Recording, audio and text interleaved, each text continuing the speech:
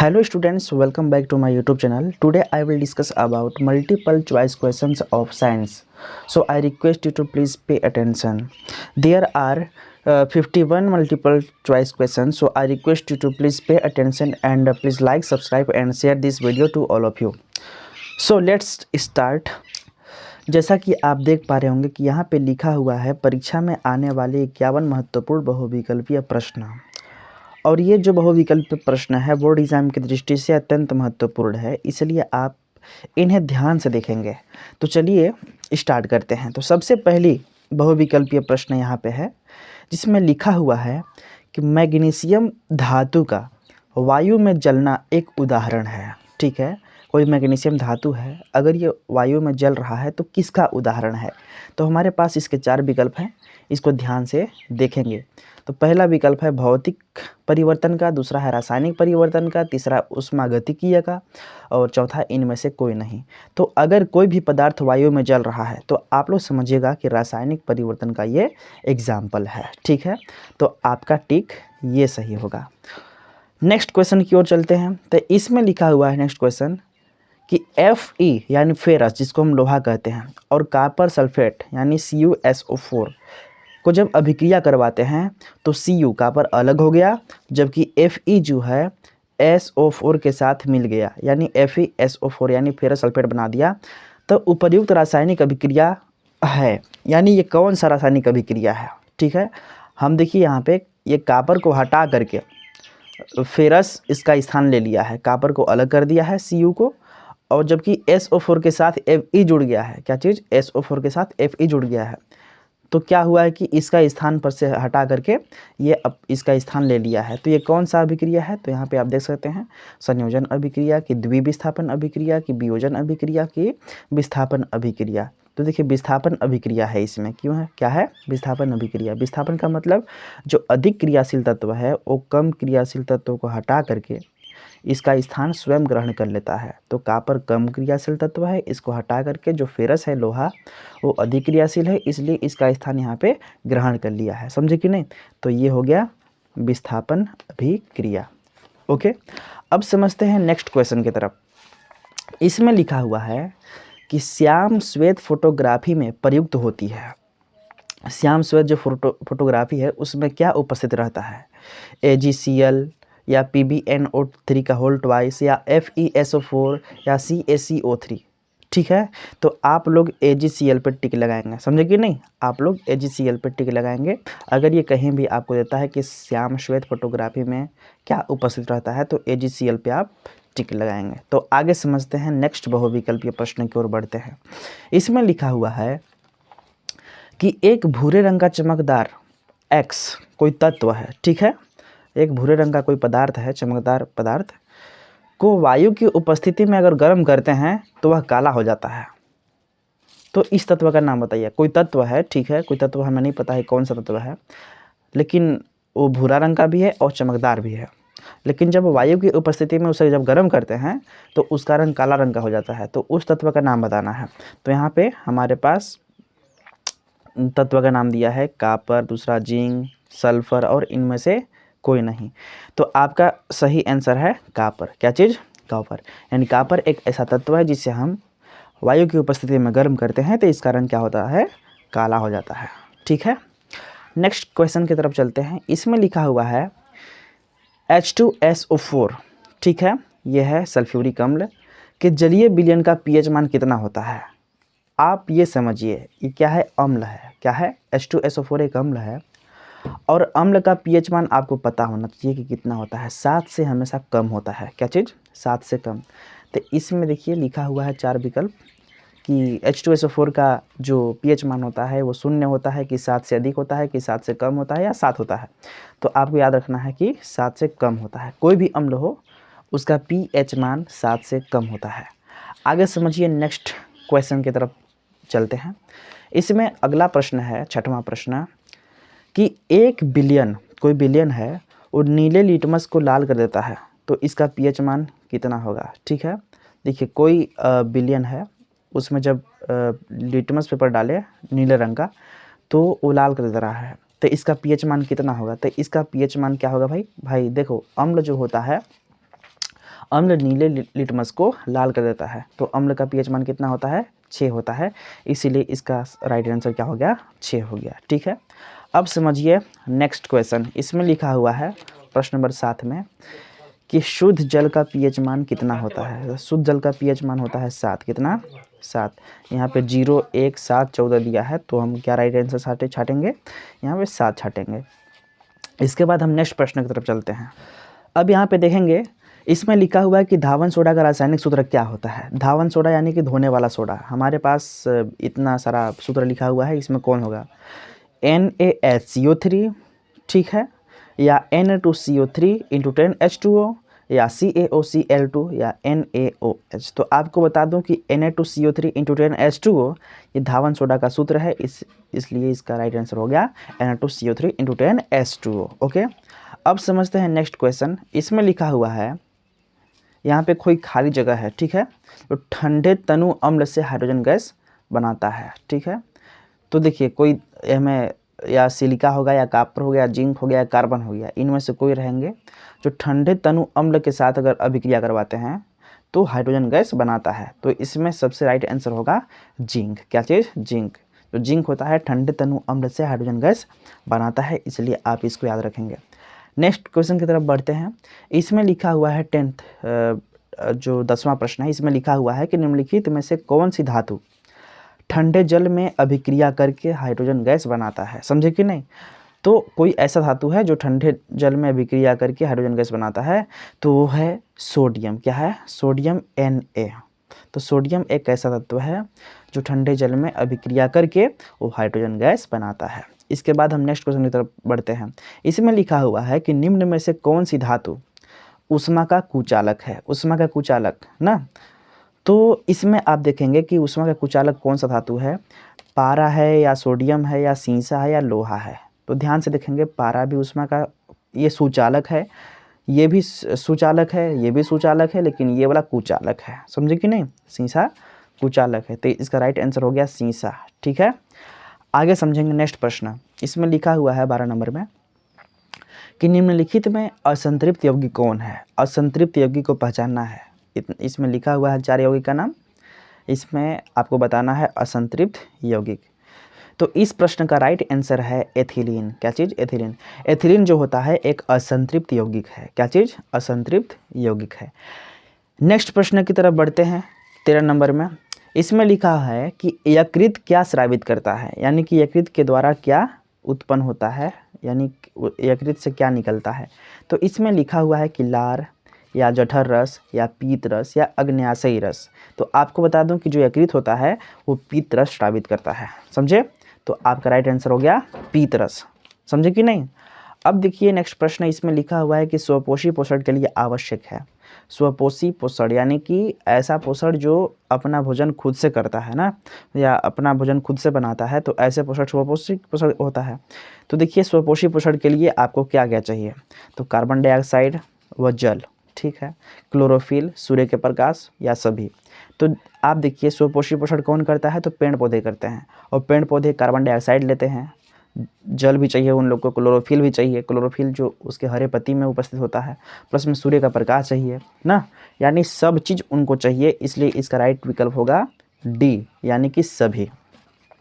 इसके बाद नेक्स्ट प्रश्न की तरफ बढ़ते हैं। इसमें लिखा हुआ है कि द्वार कोशिकाएं पाई जाती है। द्वार कोशिकाएं किस में पाई जाती है? जड़ों में, कि रंध्रों में, कि वात रंध्रों में, कि उपरोक्त सभी में? तो आपको बता दूं कि द्वार कोशिकाएं जो होती है ये रंध्रों में उपस्थित होते हैं, तो इसका राइट आंसर हो गया रंध्र। इसके बाद हम नेक्स्ट प्रश्न की तरफ बढ़ते हैं। इसमें लिखा हुआ है प्रश्न नंबर 16 में कि पादप में जाइलम का क्या कार्य होता है? ठीक है, पादप मतलब क्या होता है? पौधे। इसमें जाइलम का क्या कार्य होता है? तो ध्यान से देखेंगे, हमारे पास 4 विकल्प है। इसमें लिखा हुआ है कि उत्सर्जित पदार्थों का समूहन करना, या जल का समूहन करना, या भोजन का समूहन करना, या अमीनो अम्ल का समूहन करना। तो आपको बता दूं कि पादप में जाइलम का जो कार्य होता है जल का समूहन करना, इसलिए राइट आंसर ये रहेगा इसका। इसके बाद हम नेक्स्ट प्रश्न की तरफ बढ़ते हैं। इसमें लिखा हुआ है कि पौधों में कायिक प्रवर्धन के लिए कौन सा भाग अनुकूल होता है? ठीक है, तो कायिक प्रवर्धन के लिए मुख्य रूप से जड़, तना, पत्ती और प्रकलिका में से हमें तना में टिक मारना है, क्योंकि जो तना होता है ये कायिक प्रवर्धन के लिए बहुत ही अनुकूल होती है तना। ठीक है, इसके बाद नेक्स्ट प्रश्न की तरफ बढ़ते हैं। इसमें लिखा हुआ है 18 में कि निम्न में से कौन मानव में मादा जनन तंत्र का भाग नहीं है। ठीक है, निम्न में से कौन मानव में मादा जनन तंत्र का भाग नहीं है। जो मादा जनन तंत्र का भाग नहीं रहेगा उस पर टिक मारना है। तो देखिए, अंडाशय ये मादा का भाग है, गर्भाशय ये भी मादा का भाग है, डिंब वाहिनी ये भी मादा की भाग है, लेकिन शुक्र जो वाहिका है ये पुरुष का भाग होता है। समझे कि नहीं? तो ये जो है शुक्र वाहिका ये मादा की भाग नहीं है। इसके बाद हम नेक्स्ट प्रश्न की तरफ बढ़ते हैं। यहाँ पे देखेंगे तो लिखा हुआ है कि समजात अंग का उदाहरण है, यानी समजात अंग का उदाहरण कौन कौन है। इसमें देखिए ध्यान से, समजात अंग देखिए, हमारा हाथ तथा कुत्ते के अग्रपाद। ठीक है, यानी हमारा हाथ और कुत्ते के अगला पैर, ये समजात अंग का उदाहरण है कि नहीं। या फिर हमारे दांत व हाथी के दांत, या फिर आलू एवं घास की ऊपरी भूसतारी। ठीक है, तो देखिए समजात अंग का मतलब होता है कि मिलता जुलता अंग। ठीक है ना, हमारा हाथ और कुत्ते का जो अगला पैर उसको मान लीजिए कि वो हाथी है। समझे कि नहीं? ये हमारे दांत और हाथी के दांत ये भी समजात अंग के उदाहरण है। तो चाहे आलू एवं घास की ऊपरी भूसतारी, ये जितने भी हैं ये सब समजात अंग के उदाहरण है। तो इसका होगा राइट आंसर उपरोक्त सभी। ठीक है, तो वीडियो में आगे बढ़ने से पहले आपसे रिक्वेस्ट करना चाहेंगे कि आप प्लीज़ हमारे इस वीडियो को लाइक, सब्सक्राइब और शेयर कीजिएगा, क्योंकि आपका एक लाइक, आपका एक सब्सक्राइब हमें मोटिवेट करता है ताकि मैं और भी कुछ अच्छा करूं। ठीक है, इसीलिए आपसे रिक्वेस्ट करते हैं कि आप लोग लाइक, सब्सक्राइब और शेयर जरूर करिएगा। शेयर आप लोग करते नहीं हैं तो वही ठीक बात नहीं है। आप लोग क्या बोलते हैं, सपोर्ट कीजिए ताकि मैं और भी बेहतरीन वीडियो आप लोगों के लिए प्रोवाइड कर सकूँ। ध्यान से देखेंगे तो इसमें लिखा हुआ है कि मेंडल के अनुसार, मेंडल को वैज्ञानिक है, इनके अनुसार मटर के शुद्ध लंबे पौधे का जीन प्रारूप क्या होता है। ठीक है, तो इसमें लिखा हुआ है, अगर शुद्ध बोला है, ध्यान से देखेंगे, अगर शुद्ध लंबे पौधे का जब जीन प्रारूप अगर पूछेगा तो शुद्ध के लिए कैपिटल टी होता है। समझे कि नहीं? कैपिटल टी, यानी ये वाला पहला विकल्प होगा इसका राइट आंसर। 21 नंबर को ध्यान से देखेंगे तो इसमें लिखा हुआ है कि मानव में गुणसूत्रों की संख्या कितनी होती है। तो आपको बता दूं कि जो मानव में गुणसूत्रों की संख्या होती है वो 46 होती है। कितनी होती है? 46। आप इसे याद रखेंगे। अगले क्वेश्चन को समझते हैं, 22 नंबर। इसमें लिखा हुआ है कि पुरुष में लिंग गुणसूत्र होता है। ठीक है, पुरुष में लिंग गुणसूत्र क्या होता है? यक्स वाई होता है कि एक्स एक्स होता है कि यक्स होता है कि वाई होता है? तो ध्यान से देखेंगे तो पुरुष में यक्स और वाई दोनों होता है। समझे कि नहीं? महिला में केवल यक्स एक्स होता है। समझे? तो इसीलिए पुरुष में जो होता है लिंग गुणसूत्र ये होता है एक्स वाई। इसके बाद समझेंगे नेक्स्ट प्रश्न। इसमें लिखा हुआ है कि 23वां नंबर कि समतल दर्पण द्वारा, ठीक है, समतल दर्पण द्वारा निर्मित प्रतिबिंब का आवर्धन होता है कितना? भाई समतल दर्पण द्वारा जब कोई भी प्रतिबिंब बनाता है तो उसका आवर्धन कितना होता है? तो आप लोग ध्यान से देखेंगे कि इसका राइट आंसर होता है 1। क्या चीज़? 1। अगर समतल दर्पण कोई भी प्रतिबिंब बना रहा है तो उसका आवर्धन हमेशा 1 होता है, न तो 1 से कम, न तो 1 से अधिक, न अनंत। कितना होता है? केवल 1 होता है। समझे? आप इसे याद रखेंगे। नेक्स्ट प्रश्न की तरफ बढ़ते हैं। तो इसमें लिखा हुआ है कि एक उत्तल दर्पण की फोकस दूरी 10 सेंटीमीटर है। ठीक है, तो दर्पण की वक्रता त्रिज्या क्या होगी? देखिए, फोकस दूरी का मान दिया है और वक्रता त्रिज्या आर का मान पूछा है। क्या दिया है? एफ का मान दिया है। फोकस दूरी का मान कितना? 10 सेंटीमीटर। तो पूछा है वक्रता त्रिज्या का मान। तो ध्यान से देखेंगे कि जो वक्रता त्रिज्या का सूत्र होता है यानी आर इक्वल टू होता है 2f। कितना होता है? 2f। और इसी पे हम रह करके हल करके मान निकाल लेंगे। जो आर का मान आएगा कितना होगा? यहाँ पे लिखेंगे 2 गुणे एफ का मान कितना है? 10। ठीक है, अब इसका मल्टीप्लाई कीजिए तो 10 दूनी के 20 सेंटीमीटर होगा राइट आंसर। ठीक है, तो इसमें देखिए 20 सेंटीमीटर जो है ये राइट आंसर हुआ। इसके बाद नेक्स्ट प्रश्न की तरफ बढ़ते हैं, 25 नंबर। इसमें लिखा हुआ है कि समतल दर्पण की फोकस दूरी कितना होती है। ठीक है, तो समतल दर्पण की जो दूरी होती है वो 0 होती है कि अनंत होती है कि 25 सेंटीमीटर होती है कि -25 सेंटीमीटर? तो आपको राइट आंसर आपका हो गया अनंत। ठीक है, तो समतल दर्पण की जो फोकस दूरी होती है वो अनंत होती है। अब नेक्स्ट प्रश्न की तरफ बढ़ते हैं। इसमें लिखा हुआ है कि एक गोलीय दर्पण की फोकस दूरी f, ठीक है, तथा वक्रता त्रिज्या r में संबंध का सूत्र कौन सा है? ठीक है, इसमें क्या लिखा हुआ है कि एक गोलीय दर्पण है जिसकी फोकस दूरी f है और वक्रता त्रिज्या कितना है r है, तो इसके बीच में संबंध का सूत्र क्या होता है? तो हम आपको बताए हैं, अभी तुरंत सूत्र बताए थे कि r इक्वल टू होता है 2f, होता है कि नहीं? तो इसमें देखिए r इक्वल टू 2f कहाँ है, ये है कि नहीं? तो जो वक्रता त्रिज्या होता है और फोकस दूरी में मुख्य रूप से यही संबंध होता है कि जो r होता है त्रिज्या का मान, वो फोकस दूरी के दुगना होता है। तो राइट आंसर ये हुआ। इसके बाद हम नेक्स्ट क्वेश्चन समझते हैं। इसमें लिखा हुआ है कि वक्रता त्रिज्या का मात्रक क्या होता है। ठीक है, वक्रता त्रिज्या का मात्रक क्या होता है? इसमें लिखा हुआ है कि मीटर, दूसरा सेंटीमीटर, तीसरा मिलीमीटर या फिर ये सभी। तो आपको बता दूं कि वक्रता त्रिज्या का मान आप सेंटीमीटर में ले सकते हैं, मीटर में ले सकते हैं, मिलीमीटर में ले सकते हैं, आपका जो मन है ले सकते हैं। ठीक है, तो इसमें इसका राइट आंसर हो गया ये सभी, ये चीज़ ना। इसके बाद हम समझते हैं नेक्स्ट प्रश्न की तरफ। इसमें लिखा हुआ है किसी दर्पण से आप चाहे कितनी ही दूरी पर खड़े हो, ठीक है, आपका प्रतिबिंब सदैव सीधा प्रतीत होता है, संभवतः वह दर्पण कौन सा है? देखो, कोई भी दर्पण है, इसके सामने आप चाहे कितनी भी दूरी पर खड़े हो जाएं, लेकिन आपका जो प्रतिबिंब हो हमेशा सीधा बने, तो दर्पण कौन सा होगा बताइए? यहाँ पे केवल समतल दर्पण कि केवल अवतल दर्पण या केवल उत्तल दर्पण, या तो समतल और उत्तल दोनों, ठीक है, या समतल होगा केवल या अवतल होगा, या केवल उत्तल होगा, या तो फिर समतल और अवतल दोनों हो, सॉरी उत्तल दोनों होगा। तो आपको बता दूं कि समतल दर्पण में प्रतिबिंब सीधा बनता है और उत्तल दर्पण में प्रतिबिंब सीधा बनता है, समझे कि नहीं? तो ये दोनों होगा, समझे? तो आपका राइट आंसर हो गया डी। अब इसमें समझिए लिखा हुआ है कि वायु के सापेक्ष माध्यम का अपवर्तनांक अधिकतम होता है किसका? यानी इसमें हमारे पास 4 विकल्प है, आपको बताना है कि वायु के सापेक्ष किसका अपवर्तनांक अधिक होता है, जल का या हीरा का या कांच का या फिर तारपीन के तेल का। तो आपको बता दूं कि हीरा का जो अपवर्तनांक होता है ना, अत्यंत अधिक होता है। This is right answer. Okay, आगे समझते हैं 30 नंबर। इसमें लिखा हुआ है, अब इस प्रश्न को आप ध्यान से समझेंगे। इसमें लिखा हुआ है कि एक पारदर्शी माध्यम में प्रवेश करने पर एक प्रकाश किरण के लिए अपवर्तन कोण का जो मान होता है वो आपतन कोण की तुलना में अधिक होता है यदि प्रकाश की किरण सघन माध्यम से विरल माध्यम में जा रही हो तब, या विरल माध्यम से सघन माध्यम में जा रही हो तब, या सघन से विरल में जा रही है तब, या तो फिर दोनों माध्यम में। तो ध्यान से समझिएगा इस प्रश्न का अर्थ पहले कि प्रश्न क्या कह रहा है। इसमें यह कह रहा है कि मान लीजिए ये पारदर्शी माध्यम है। क्या है? पारदर्शी माध्यम। ये भी पारदर्शी माध्यम है। ये मान लीजिए ऊपर विरल माध्यम है और इधर सघन माध्यम है। तो आपको बता दूं ये अभिलंब हमने खींच लिया दोनों में, यहाँ पे विरल है, अब इधर क्या है? सघन है। तो क्या होता है कि विरल माध्यम से जब प्रकाश जाता है सघन माध्यम में तो सीधे ना जाकर के ये अभिलंब की ओर झुक जाता है। झुकता है कि नहीं? अभिलंब यही है, इधर झुक गया। लेकिन इसमें क्या होता है कि मान लीजिए कि अगर ये इस बार सघन हो गया, पहले विरल था, इस बार ये वाला सघन हो गया। अगर मान लीजिए सघन माध्यम से प्रकाश आ रहा है तो सघन माध्यम से अगर विरल माध्यम में जा रहा है तो ये प्रकाश अभिलंब की ओर न झुक करके अभिलंब से दूर चला जा रहा है, समझे कि नहीं? तो वही पूछ रहा है कि आप बताइए कि किस स्थिति में जो अपवर्तन कोण का मान होगा, ठीक है, वो अधिक होगा।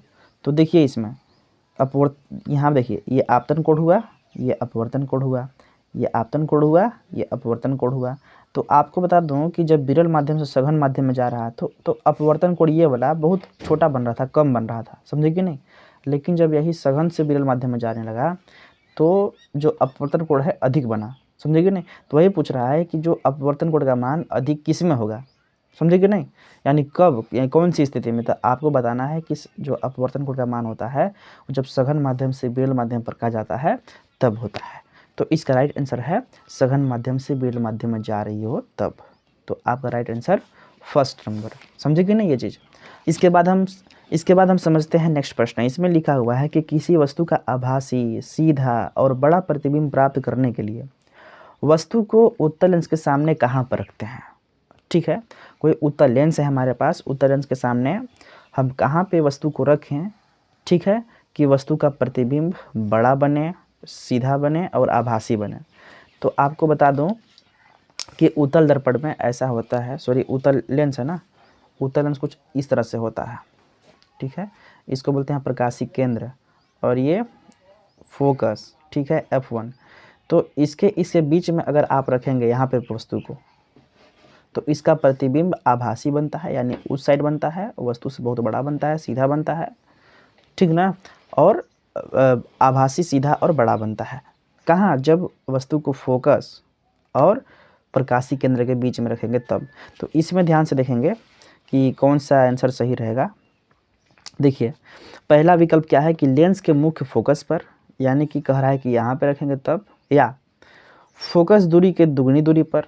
फोकस दूरी के दुगनी दूरी मतलब इसका दूरी यहाँ है फोकस, इसका दूरी मतलब यहाँ पे दुगनी दूरी ये हो गया, तो ये भी नहीं होगा। इसके बाद अनंत पर, यानी कि बहुत दूरी इधर, तो वो भी नहीं रहेगा। इसके बाद लेंस के प्रकाशिक केंद्र व मुख्य फोकस के बीच में, देखिए लेंस के प्रकाशिक केंद्र ये हो गया और मुख्य फोकस ये होला हो गया, इसके बीच में रखेंगे तब। तो राइट आंसर कौन सा होगा, डी। ठीक है, अब नेक्स्ट प्रश्न की तरफ बढ़ते हैं। इसमें लिखा हुआ है 32 नंबर में कि स्वस्थ नेत्र में प्रतिबिंब बनता है। अगर मनुष्य का स्वस्थ नेत्र है तो प्रतिबिंब कहाँ बनता है। तो आपको बता दूं, कार्निया पर कि आइरिस पर कि पुतली पर कि रेटिना पर। तो आपको राइट आंसर में देना है रेटिना। रेटिना पर हमेशा प्रतिबिंब बनता है, ठीक है।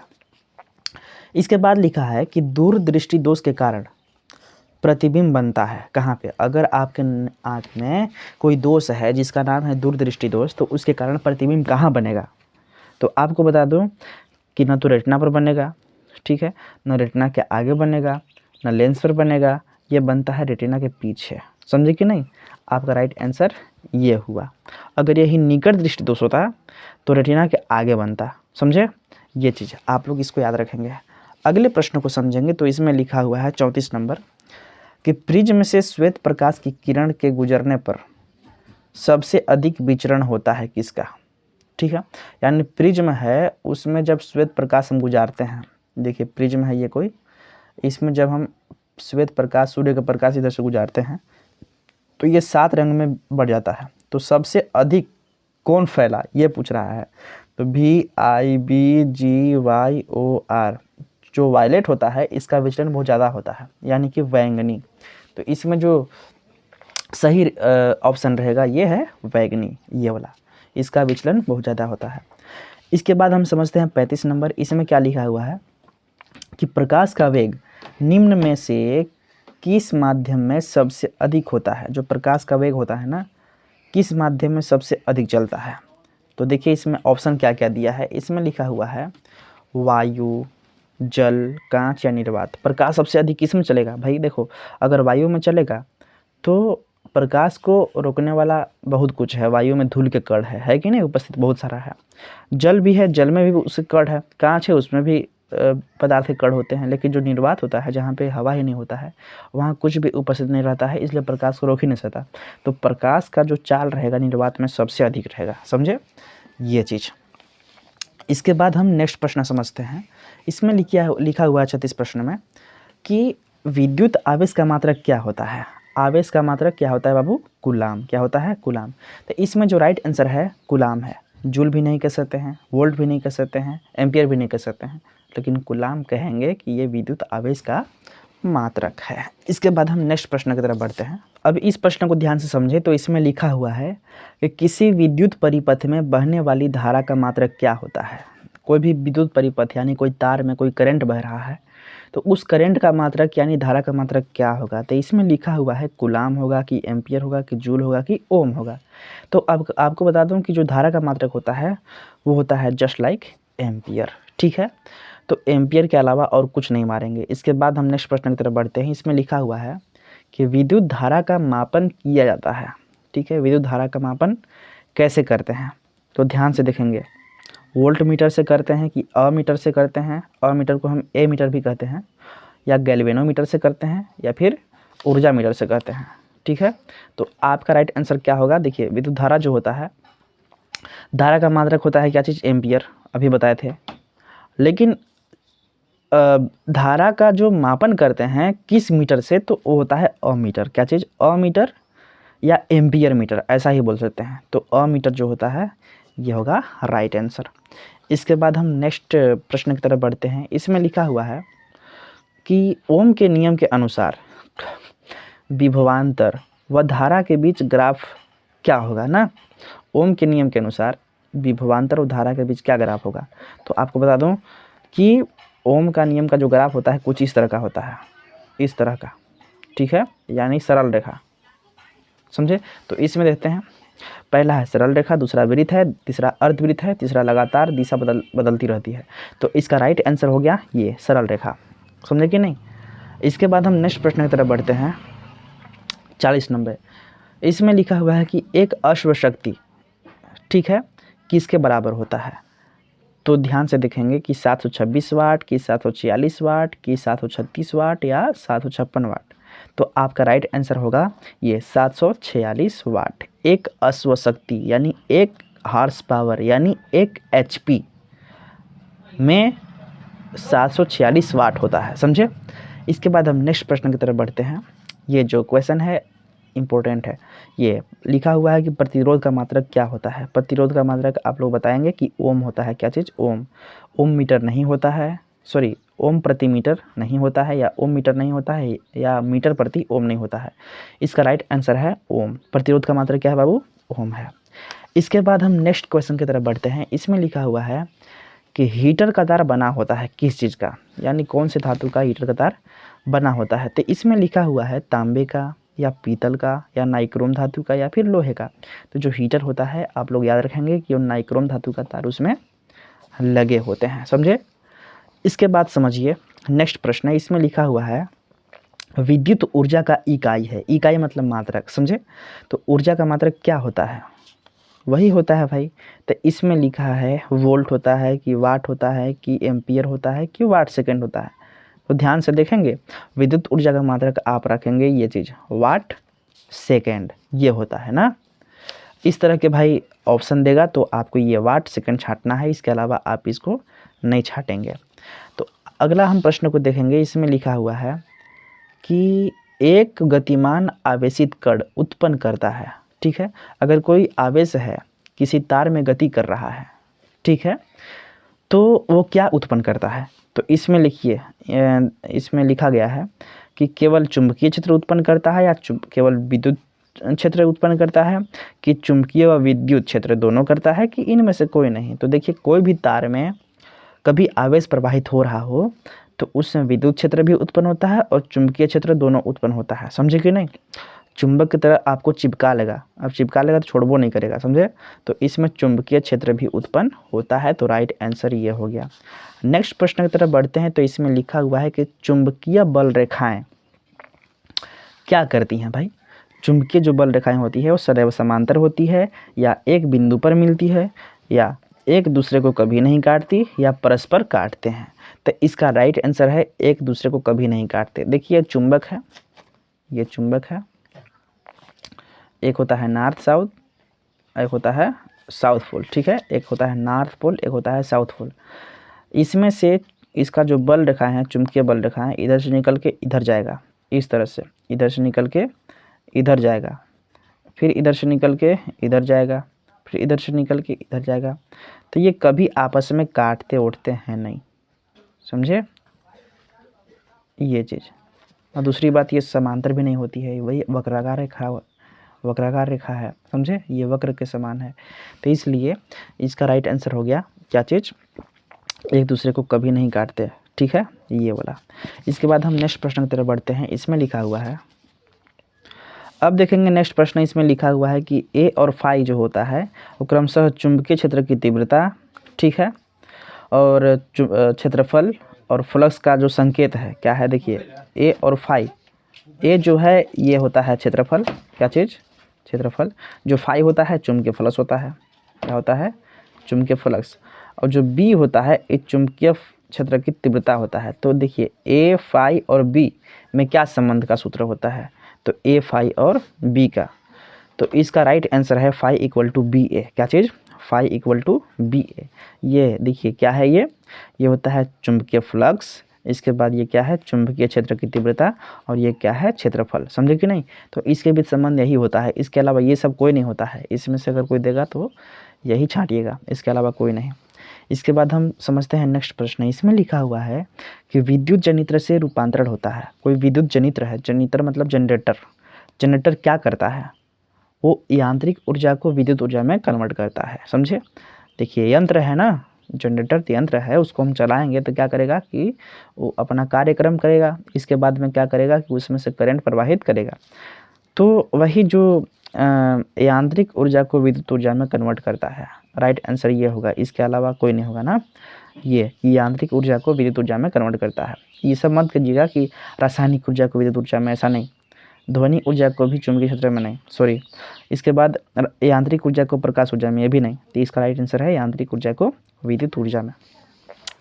इसके बाद अगले प्रश्न को समझेंगे तो इसमें लिखा हुआ है कि प्रेरित विद्युत धारा की दिशा ज्ञात करने के नियम है ना। अगर प्रेरित विद्युत धारा की दिशा ज्ञात करना है तो उसके लिए कौन सा नियम है।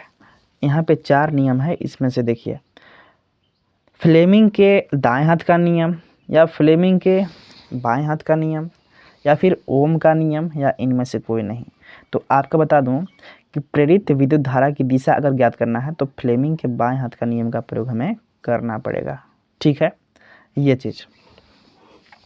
अब ध्यान से देखेंगे नेक्स्ट प्रश्न। इसमें लिखा हुआ है कि लघु पतन के कारण परिपथ में विद्युत धारा का मान क्या हो जाता है। लघु पतन के कारण परिपथ में विद्युत धारा का मान बहुत कम हो जाता है, या परिवर्तित नहीं होता है, या बहुत अधिक हो जाता है, निरंतर परिवर्तित होता रहता है।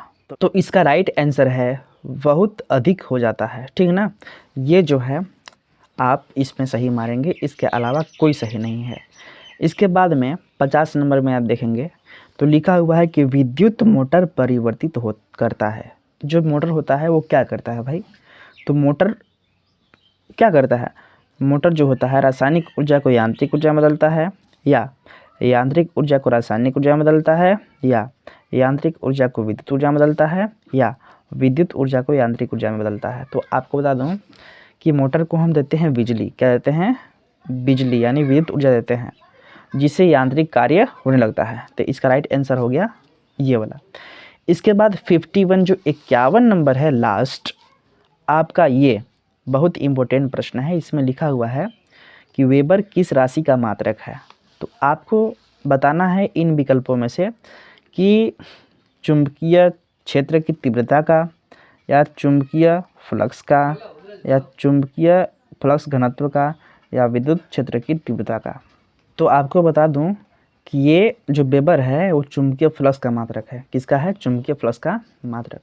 तो आज के इस वीडियो में 51 टोटल 51 हमने बहुविकल्पीय प्रश्न यानी मल्टीपल चॉइस क्वेश्चंस को सॉल्व किया है, और बहुत ही इम्पोर्टेंट थे ये प्रश्न, और भी हम आप लोग के लिए लाएंगे अच्छे अच्छे प्रश्न। सो आप लोग से रिक्वेस्ट है कि लाइक, सब्सक्राइब और शेयर जरूर करिएगा। मैक्सिमम स्टूडेंट्स को इस यूट्यूब चैनल से जोड़ने का प्रयास कीजिए। जितना हम लोग का यूट्यूब फैमिली ग्रो होगा उतना ही बेहतरीन हम लोग का यहाँ पे वीडियो प्रोवाइड किया जाएगा। सो आपसे रिक्वेस्ट करते हैं, तो प्लीज़ मिलते हैं नेक्स्ट वीडियो में नए टॉपिक के साथ। तब तक के लिए आप अपना ख्याल रखिए। Thank you so much.